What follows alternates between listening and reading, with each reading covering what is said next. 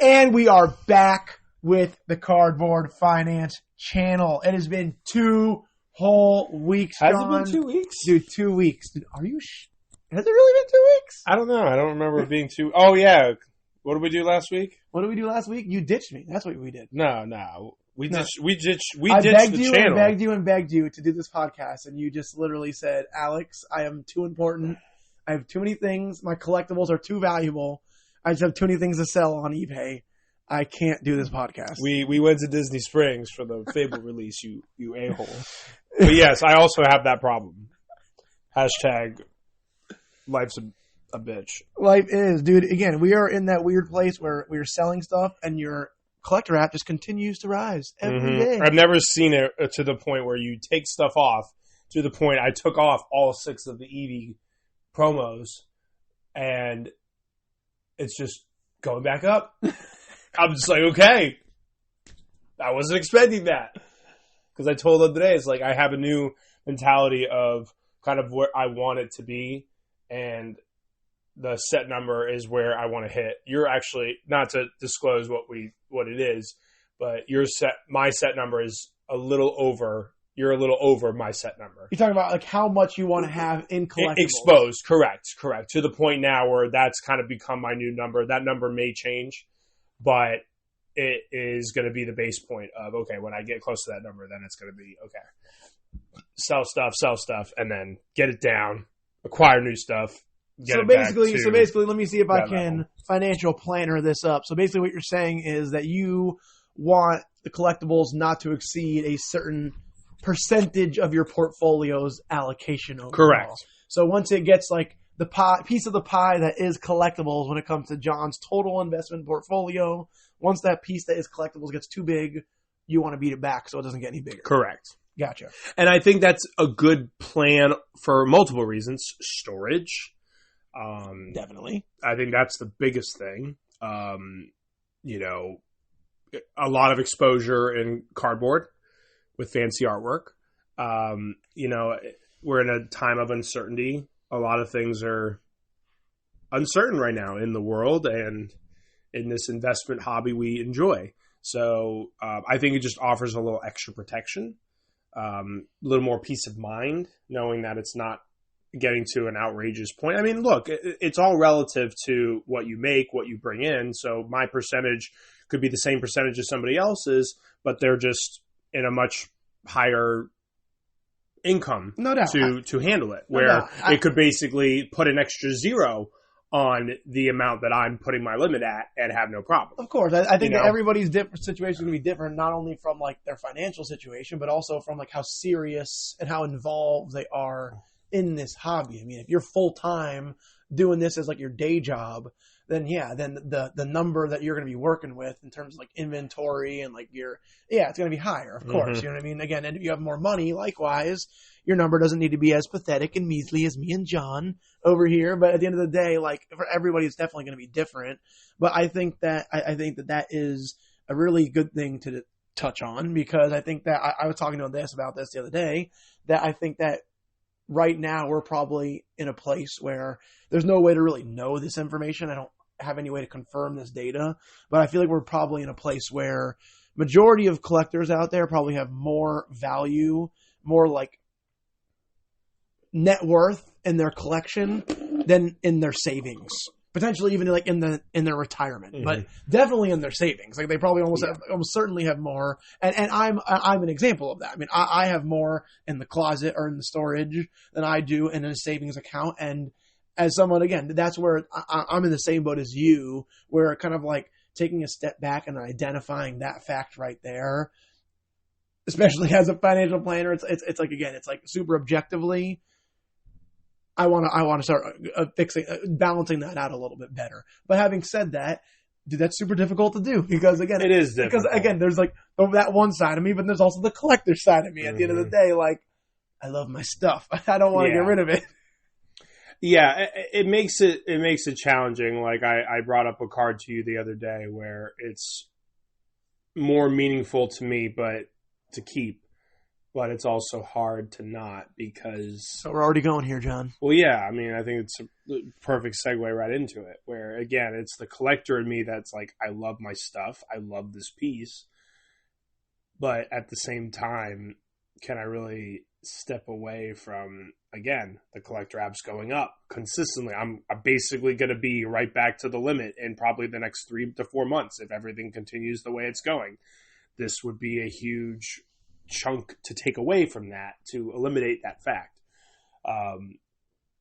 But it's hard. So let's just... The collector in me is like... Let's just bring the people up to speed. So... Well, I don't know. I don't think we need to harp on it. I think we're we know harping what on it is. I think we just need to discuss that live I think the people want the harping, I do not think they want to know the specifics. All right, people.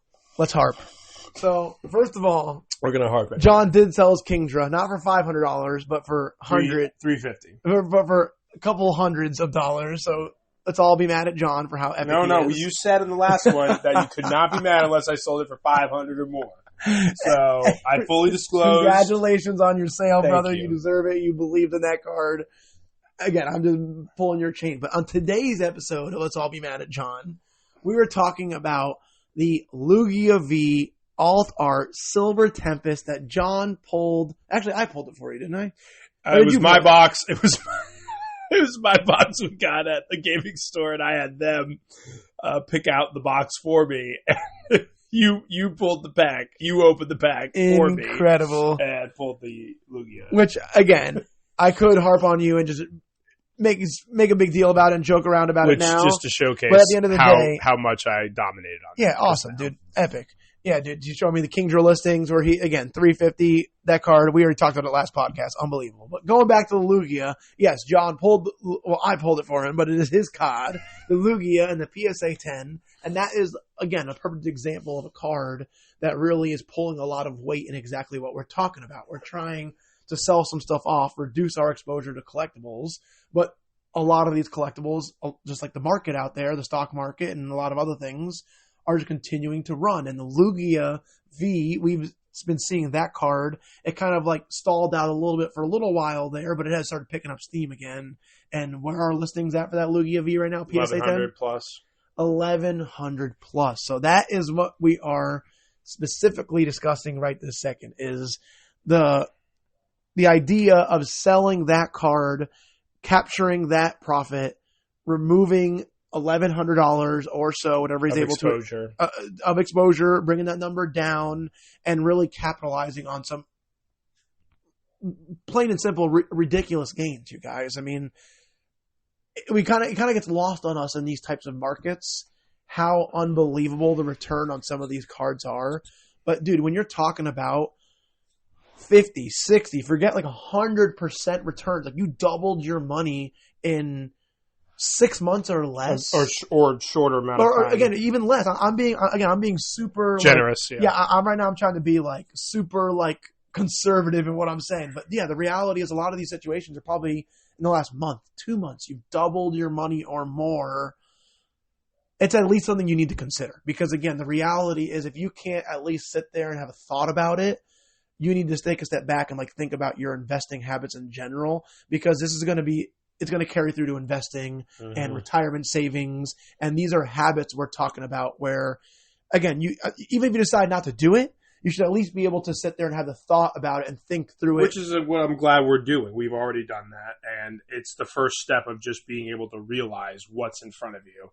And then you can make the decision that, okay, I love that. That's a very strong point to make, of just being realistic with yourself and realizing what's happening. Exactly. And being able to say, okay, I'm at least having this thought of doing this. Which is a good sign. Because then it allows you to actually sit back and like think through all of the different scenarios, right? Because let's like talk through it just for the sake of like of what we're trying to do here. Again, with like the Lugia, dude, we've seen what's happened. Everybody is aware of what's going on with the card market in general. It's got a 20,000 plus pop report and a 10. So the Lugia's got like the pop report's fairly high. It is undoubtedly a chase card from the Sword and Shield era. Definitely one of the best artworks, most in my popular opinion. Pokemon. Absolutely, like when you talk about like iconic chase cards from that era, it's going to be probably in the top 5. if not the top 10. So I mean, if not easily the top 10. So having said that, I feel like, again, it's definitely one of those cards that it's a chase. You know what I mean? So again, so people are going to want that card now and forever. Again, as long as there's Pokemon collectors, that card will be sought out. Absolutely. So having said that, when you look at like that's the card on its own, right? The card is absolutely, cost aside, a super desirable card. Like so that's always going to be there. Now the question, kind of the other side of the coin, is the value in the market with where it's at right now. So could the card continue to keep going up? Just continue to like go up and up and up from here? I was inclined to think no, but just because of how ridiculous everything is, I just don't know. I don't know. It probably will. So the answer is yes.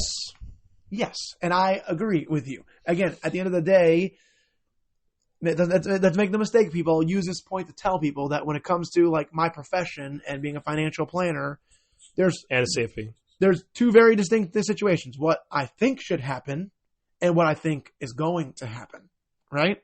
Two very distinct things. Like I said, at the end of the day, and I think that the market is absolutely lost its mind, but I don't see any sign that that's going to stop. Like I said, so at the end of the day, I totally agree with you that I think that card absolutely, if you sold it in the short term, you could check back in a few months and that could be a $1,500 card. That could be, who knows what the potential for that card could be. But on the flip side, I think that we all are kind of like in the back of our minds, whether we think it's going to happen or not. I think everybody, just based off of the way that markets work, is at least thinking in their head some sort of pullback could be possible, at least for singles. I mean, again, I think people kind of separate singles and sealed, but I think singles, most people would agree, they're very volatile. There's room for pullback here. Yeah.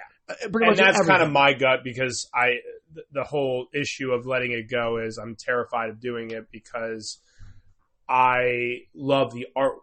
So I appreciate the artwork. As lucky as I am that I got a 10, that's not what's keeping it from me, is losing the artwork. And the problem is now, normally in that scenario, you can sell the PSA and then buy it raw, but the raw copy is like $500. Mm-hmm. So it's like I can't easily acquire the card again without digging deep into the profits that I'm just now trying to realize. So it would be a mentality of letting it go and then hoping down the road for a pullback to the point where a raw copy, or even like a PSA 10 drops and you can scoop it back, or like a PSA like 6, whatever.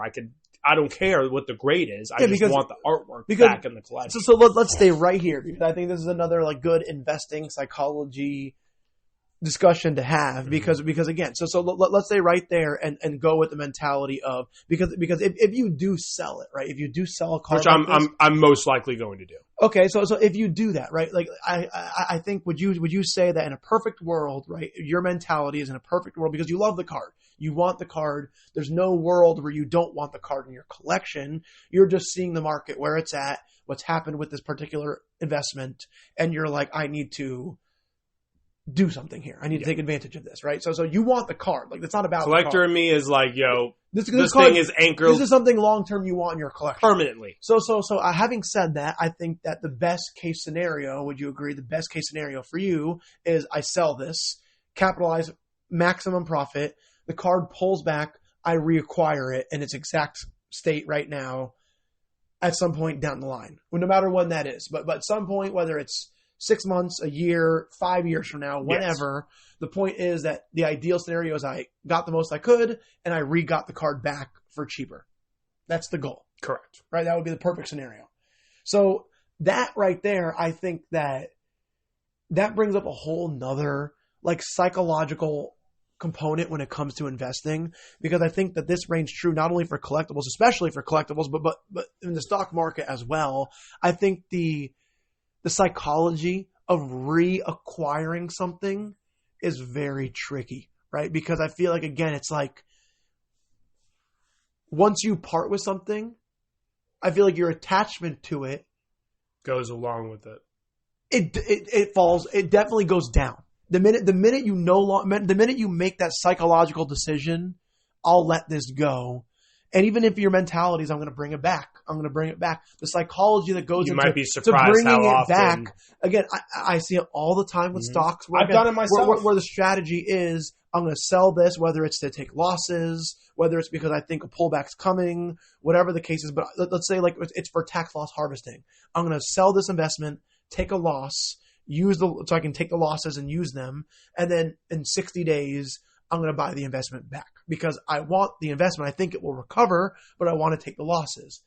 That action of buying the investment back and keeping it with the cards, of buying that Lugia back, it tends to just so often get kicked down the road. And honestly, I would go as far as to say it probably never happens in most circumstances. Yeah. So I feel like that is like one of the psychological tugs. And it actually kind of brings me into it actually kind of segues me perfectly, dude, into what I wanted to talk about here today, because what we're talking about right now is like, for me, again, I do finances for a living. I'm also a collector. That's two very distinct parts of me. The collector side of me is just like everybody else. I love my stuff, the FOMO, everything sets in there. And up until recently, that like for me, kind of like the way that I operate is that I keep the investment fund in the collectible fund in the collectible fund. So any money anything I sell from the collectibles goes right back into the collectibles. And that is basically, I try not to dip into the personal money and I try to keep it all there. But at the end of the day, if I sell something in collectibles, I keep it in collectibles. It is how I am able to acquire new stuff and buy new things and keep it all going and make it exciting. Yeah. That's the way everyone should be doing it. Right. But to your point, I'm definitely at a point where I want to start like cashing out some of that money. But psychologically, right, it's like making that turn of like shifting from like giving up like would-be collectibles, right? Because I sell something, ordinarily that would be money that I'm able to go shopping and get something new, which is exciting and fun. The psychology of like taking that money and withdrawing it and like taking it away from what would have been a collectible is so difficult. But doing it for the first time and the second time and done it a few times since, it's almost like liberating, dude. It literally is almost liberating. Again, I've been doing it that way forever, where I withdraw. I used to leave it in the accounts and I withdraw it. And I have a spreadsheet that logs everything. But it is the most liberating thing, because you realize that, like, okay, maybe you got something that you paid $100 for and you're able to 100 extra money and go at $1,000. And is that right? Or 10 extra money? Yeah, 10 extra money. Yeah. $1,000. And that is a absolute obscene amount of money that you've been able to net, where you can take a lot of that and still put some back into the collectibles, but not the whole thing. You don't need to. You could literally take 30% of it, $300, put it back in collectibles and take $700 and run with it. Yeah.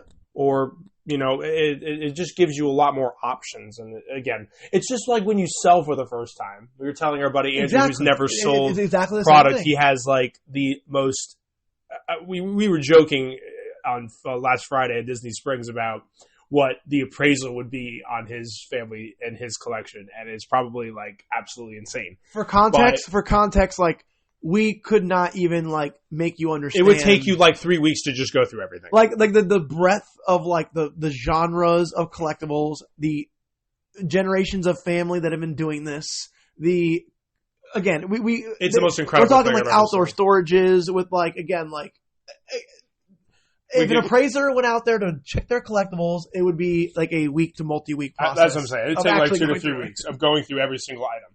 But my point of that is that that's a family, or that's an individual who just does not like to sell the stuff. And when he finally opened an account to sell, I could not believe how much he would come to me and say, oh, hey, I ended up listing this and listing this and listing this. Because once you do sell it, you realize that it's that first step of walking out the door, or that first step forward of doing something new, or that's something that is not very comfortable.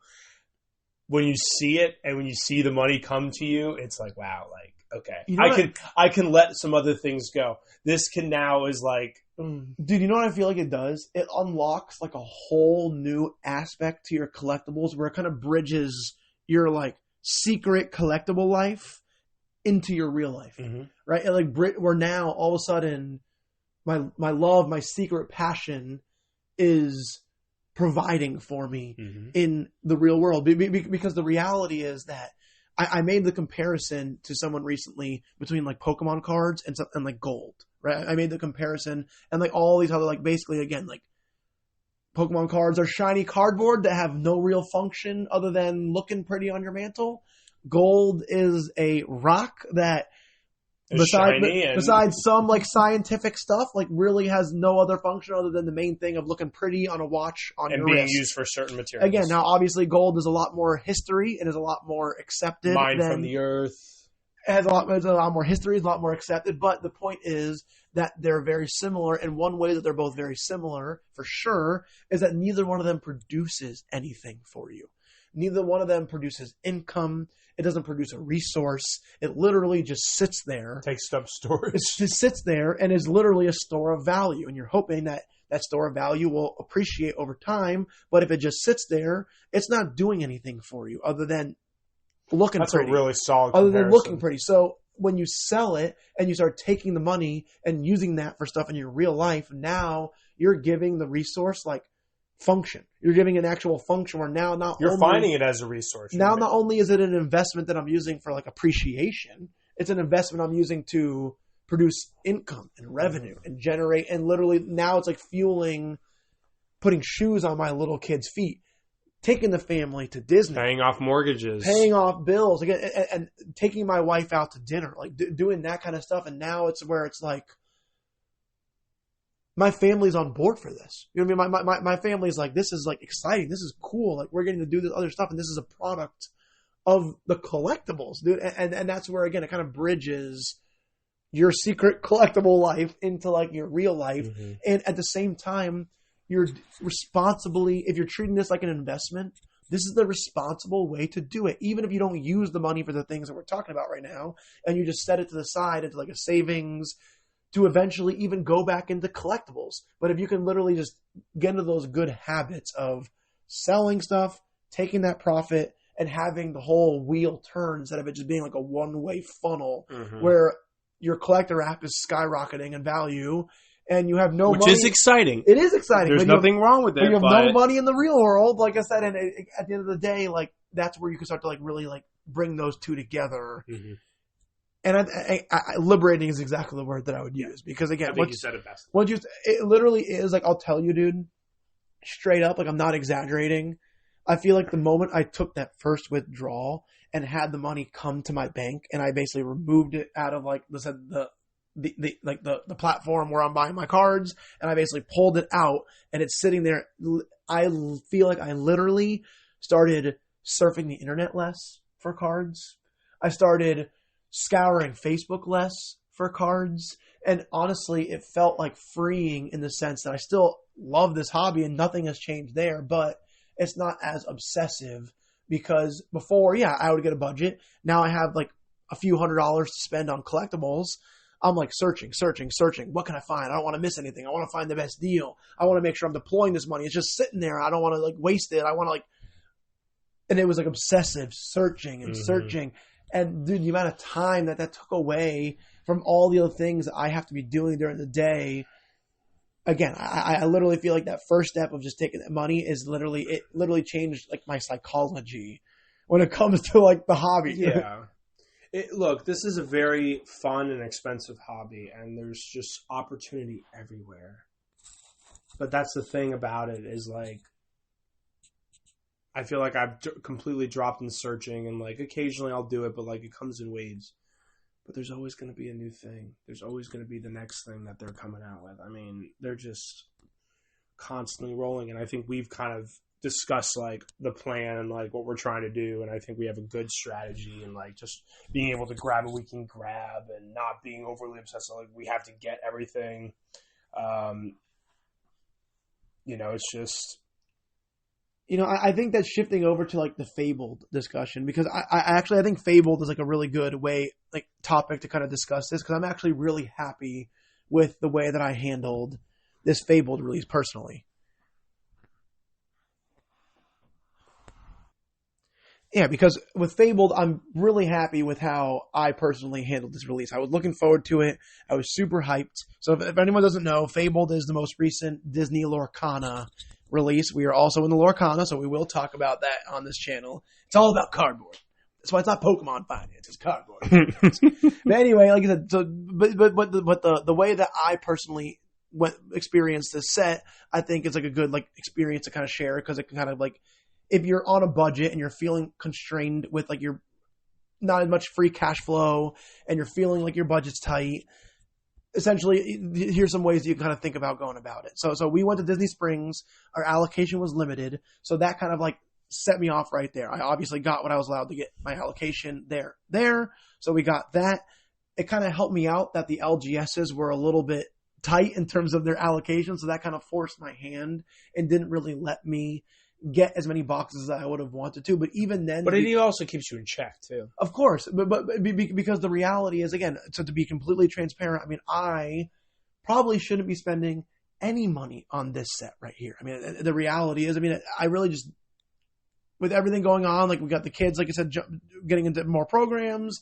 Again, Jamie, again, the point is that right now at this particular point in our lives, having more money diverting to other stuff is where the money should be going. It shouldn't be going to collectibles. That's just like how the situation is. But I don't make the rules of when they release the sets, and I've been looking forward to this for a long time, so that is what it is.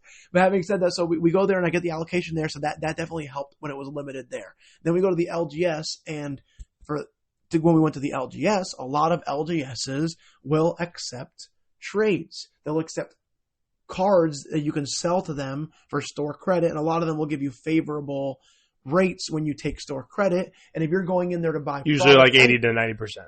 Yeah, 80%. Like I said, even if you can get 80%, I mean, dude, you're getting like 83% on TCG Player or eBay after fees and shipping, if that. So again, at the end of the day, like if you have cards that have like appreciated a whole bunch, and if you're going to do this, what I would encourage you to do is take cards that are not as liquid on TCG Player or eBay. So if you have cards that have a certain value, but it's been sitting for a long time. Yeah, but they don't sell very quickly.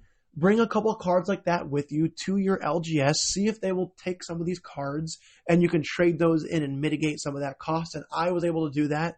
They were limiting me to one box at my LGS, so I was actually able to get the entire box covered, and I didn't have to have any money come out of pocket. And you have a little extra credit for future. It's true. So again, yeah. So again, but I was able to experience again. So I was able to keep the allocation there. I was able to get a little bit more, and I was able to use some cards in the collection and basically trade some of the cards in my collection for a box. That way it didn't really stress me out in terms of how much I was spending on the set. And again, I felt great walking out of there because, again, at the end of the day, I was able to rip more product. I didn't have to come out of pocket. It was a card that I was having trouble moving anyways. And again, with the rate they gave me, I was happy, they were happy, and it really worked out. So it's a really strong strategy, because I feel like a lot of the times when you have those niche cards or like that more higher tier cards, again, it's not going to move as quickly, because as the hobby continues to develop and the cards, especially modern cards, are getting more expensive, it makes the stuff that is a little more vintage, at this time at least, like if they're going to spend 200 whatever bucks for a card, they're going to spend it on something they really want versus like something that is just a really cool looking, like awesome looking vintage card. Yep, you got to get picky when you're in this type of situation. And for context, if anybody's wondering what card I brought in, like what's this illiquid card he's talking about that has value? I brought in a Bianca Full Art Trainer from Boundaries Crossed, black and white. Beautiful card. Yeah, so 147 in the set, Full Art, Bianca, Boundaries Crossed. If you look at that card right there, that card, I bought that probably like a year and a half ago or so. Literally, when I was targeting, like, because when Full Art Trainers were kind of coming off their little hot streak. Determination. Yeah, I kind of identified that that era was like the very first ever Full Art Trainers. Bought it for like $80 if I remember. And the card, value-wise, right now, when it sells, it doesn't sell very frequently because it's a very niche card. Not like, everyone's looking for that card specifically. It sells for like $250, $300, lightly played near mint, which is what my card was in. And when I went to the LGS, they gave me that $250 last sale, lightly played, gave me 80% of that, and I was able to get almost $200 in-store credit. So again, amazing. At the end of the day, I was very happy with that. I mean, if I would have sold if someone would have offered me $225 for the card, I would have accepted that in a heartbeat. And after fees, I wouldn't have walked out of there with much more, if more at all, than I got in store credit. And again, I was able to walk out with a box right there, and I didn't have to go into my bank account to make it happen. Mm-hmm. So I think that utilizing strategies like that, especially if you're going to walk into the LGS and do it, but even like I said, with TCG Player, if you have a set that's coming up, sell some stuff, front load a budget, and use that money there. That way you're not dipping into your everyday money to do some of that. Again, we talk about the options and having the ability to pivot and utilize the collectibles and collection in different ways. And whether it's withdrawing or using it for trades or taking it in for the gaming stores to get product, again, I think sealed is always king. And so when you can buy a box that you're going to rip and have fun with friends, and I mean, it's a no-brainer.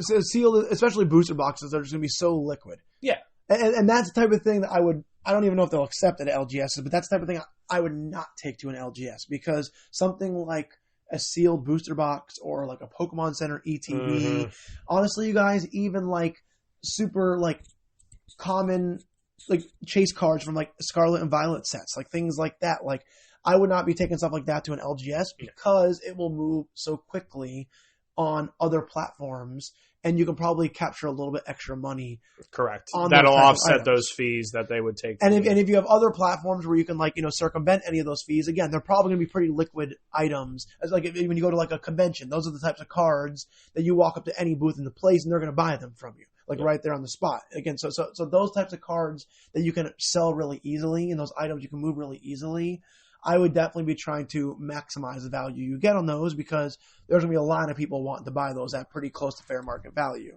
But with items that are not as liquid, so more vintage cards, things like that, I think that's where you can kind of bring those cards in there and see, like Lorcana, like with Enchanteds. If you have a bunch of Enchanteds, if you have a store that's willing to buy Enchanteds and they're willing to use, like I said, market value to kind of give those to you, determine that value, that could be like a really good thing to bring in, because Enchanteds, some of them are fairly liquid, but some of them are not, for like Disney Lorcana.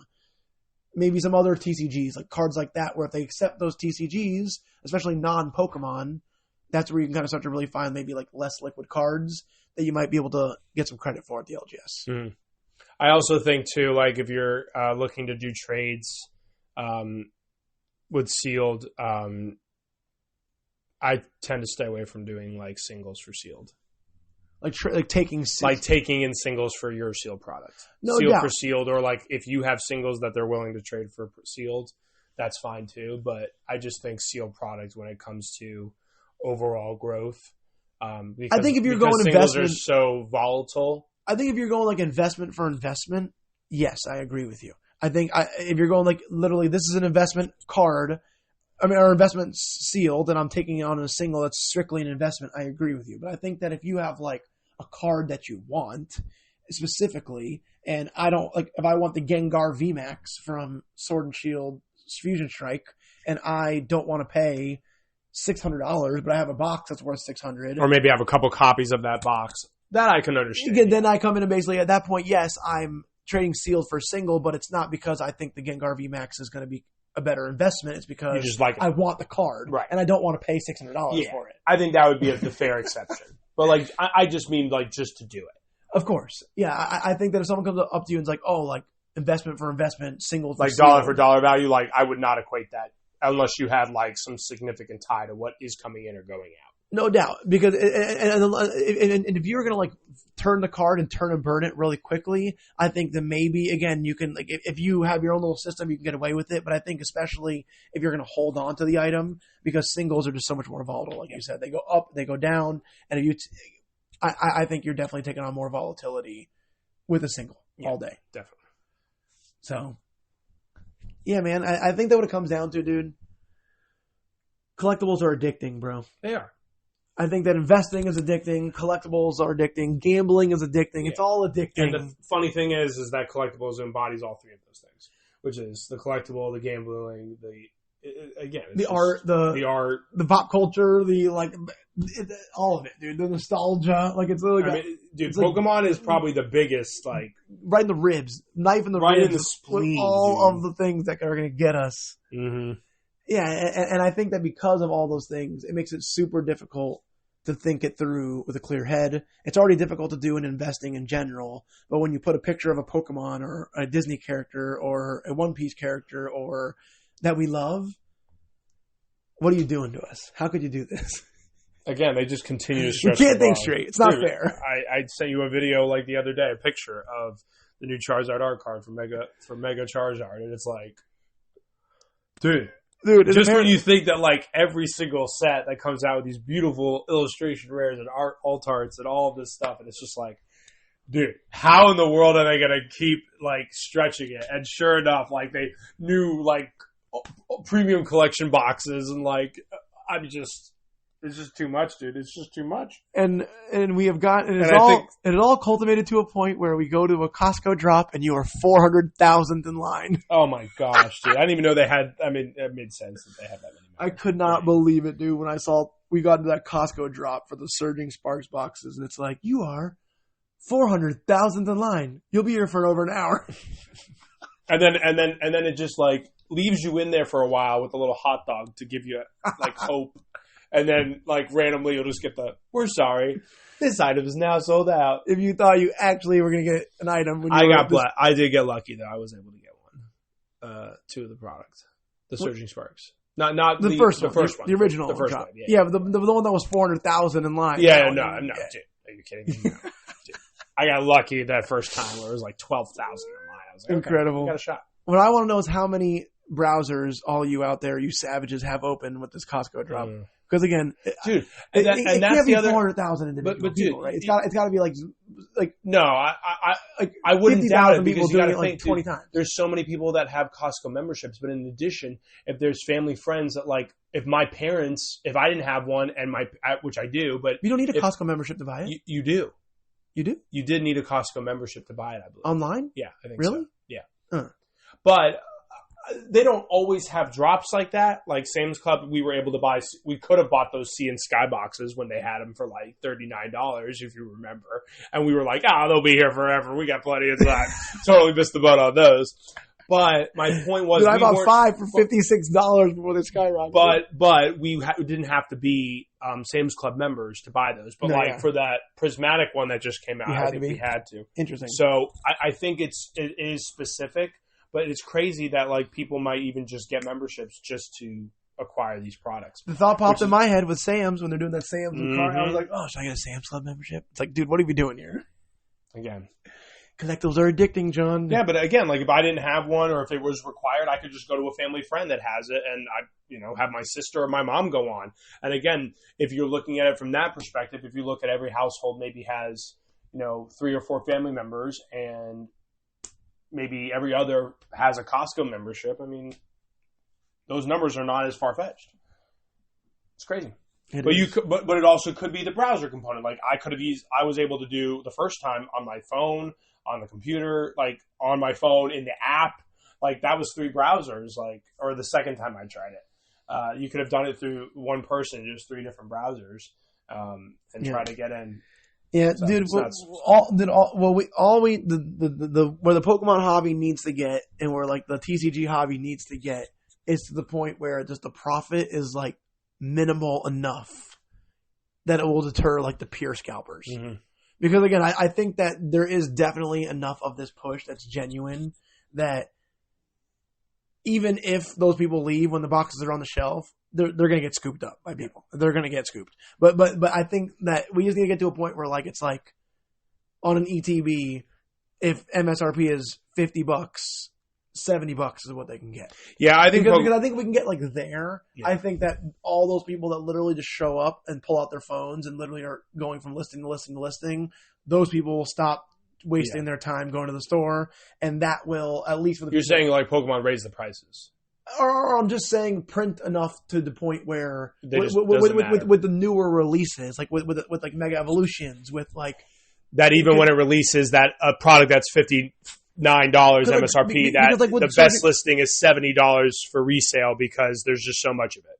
Correct. And honestly, I don't think. But I do think Pokemon should. I don't think they're that far from it with a couple sets right now. Like Journey Together. Like how much are Journey Together ATVs? Like I said, like I know booster boxes are close to $300 for Journey Together. Yeah, dude. Again. Yeah, but I'm talking for a set that everyone is trashing. Yeah, but I'm talking specifically ETBs because again, when it comes to booster boxes, again, like right now, there's like such a collectible thing going on. Like again, the collectibles is just on another note. How awesome is the new TCG Player app? It doesn't log you out every time you're in there. I love it. I do like it.